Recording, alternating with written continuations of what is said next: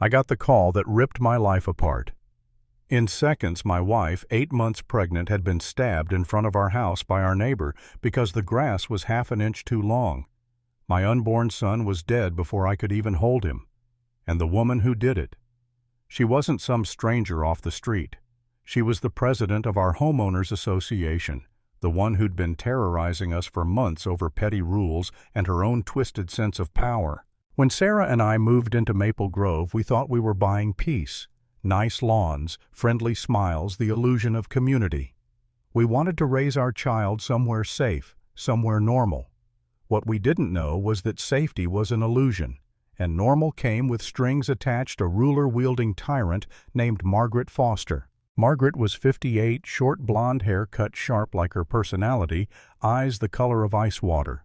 From day one, she made it her mission to remind us we were outsiders.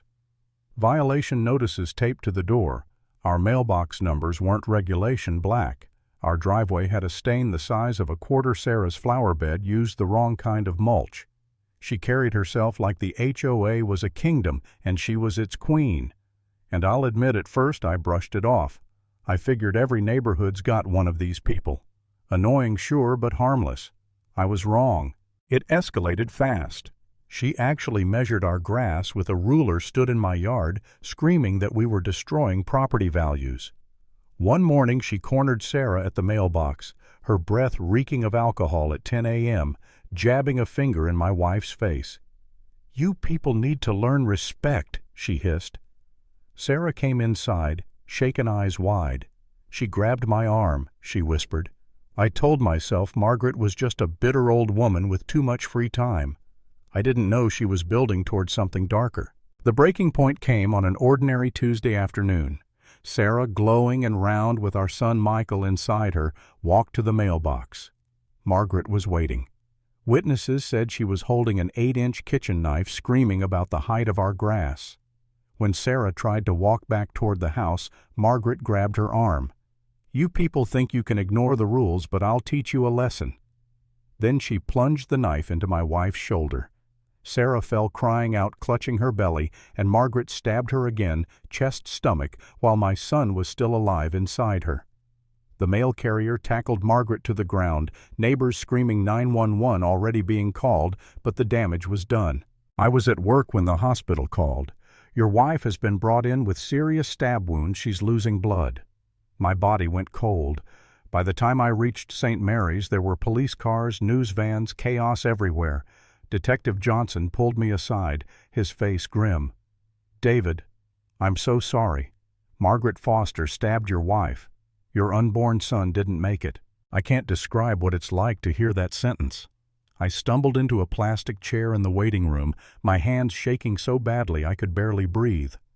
Hours later, Dr. Martinez came out of surgery covered in blood, exhaustion etched into his face. "Your wife is stable," he said, "but I'm sorry. We couldn't save your son."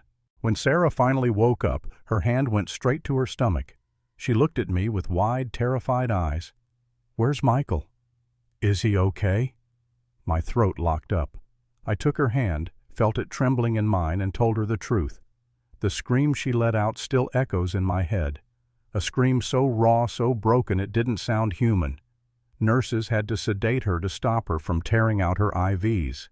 I sat there in that hospital chair holding her cold hand, thinking I'd failed as a husband, as a father, as a man. For days I wanted to give up. I replayed everything. If I'd mowed the lawn sooner, if I'd picked up the mail myself, if I'd moved us somewhere else, maybe my son would still be alive. Even Sarah, drowning in grief, whispered, "If I'd just cut the grass, Michael would be here." That crushed me worse than anything. Margaret hadn't just stabbed my wife, she'd planted guilt inside her, convinced her it was her fault. And I started to wonder if maybe we'd been wrong to fight back, wrong to ignore Margaret's petty tyranny. Maybe if we'd just bent the knee, none of this would have happened. But then I looked at Sarah lying there, pale, stitched up her belly, empty where our son should have been. And I knew I couldn't give up. If I rolled over, Margaret would win. She would go on terrorizing people, ruining lives. No, she wasn't going to bury me under her rules. I was going to bury her with the truth. See, Margaret thought she was untouchable. She didn't know who I really was. To her, I was just David Chin, another neighbor to bully. What she didn't know was that in my real life, I wasn't some nobody. I was the chief minister of the state. And if there was one thing I understood, it was how to wield power. I started making calls. First to the housing authority, told them to inspect 1247 Elm Street, Margaret's pride and joy. They swarmed her house and tore it apart on paper. Illegal additions, faulty wiring, asbestos in the basement, lead paint in the bedroom she'd rented out illegally. 17 pages of violations. Within 2 days, her house was condemned. 30 years of memories gone in 48 hours. Next, the Revenue Department. I ordered a forensic audit of the Maple Grove HOA. And oh, did they find gold. Margaret had been siphoning HOA funds for years. Vacations, home renovations, even her daughter's wedding. She'd hidden income, filed false deductions, stashed money offshore. $180,000 in fraud. Her accounts were frozen overnight, federal charges filed. Then, the Ethics Commission. They dug into every complaint, every fine she'd ever written. Bribes from contractors, selective enforcement discrimination against minority families. They built a case of racketeering and civil rights violations. By the time they were finished, Margaret wasn't just a neighbor with a grudge, she was a criminal empire in yoga pants. The trial was a circus. The courtroom packed with press neighbors' victims. Sarah insisted on attending, weak but determined. The prosecution rolled out witness after witness security footage showing Margaret lunging with the knife, her diary entries saying she'd teach that pregnant Asian woman some respect. When Margaret took the stand, she sneered at my wife. That woman was destroying our neighborhood. Someone had to stop her. Stop her from what? From planting flowers, from parking 2 inches over the line, from existing. And then, in her arrogance, she pointed at me. Do you even know who her husband is? He's the chief minister. They think they're above the law. The room erupted. Cameras flashed. The secret I'd guarded for years was out. Her lawyer looked like he wanted to disappear because exposing my position only made her look worse. The judge cut through the noise. Are you seriously arguing your client had the right to stab a pregnant woman because of her husband's job? Even her defense crumbled under the weight of her arrogance.